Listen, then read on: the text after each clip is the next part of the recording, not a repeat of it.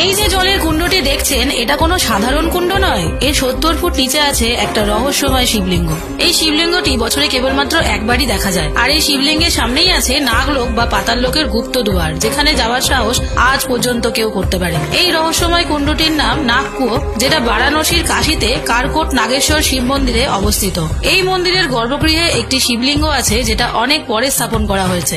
আসল শিবলিঙ্গটি আছে এই কুণ্ডে 70 ফুট নিচে একটা কুয়োর ভেতরে। মান্যতা আছে এই শিবলিঙ্গের পুজো স্বয়ং নাগদেব করতেন। তাই প্রতি বছর শুধুমাত্র নাগপঞ্চমীর দিন এই কুণ্ডের জল সেচ করে পুজো করা হয় এই দিব্য শিবলিঙ্গের। মাত্র 4 ঘন্টা সময় থাকে এই শিবলিঙ্গের দর্শন আর পুজো করার জন্য, কারণ এরপর আবার জল ভর্তি হয়ে যায় এই কুয়োতে। ওই দিন এই মন্দিরের দূর দূরান্ত থেকে প্রচুর ভক্ত ছুটে আসে এই শিবলিঙ্গের দর্শন করার জন্য। কথিত আছে এই রহস্যময় শিবলিঙ্গের দর্শনে কাল সর্পদোষ কেটে যায়। মান্যতা আছে শিবলিঙ্গের সামনে এই অংশটাই হচ্ছে পাতাল লোক বা নাগলোকে যাওয়ার রাস্তা।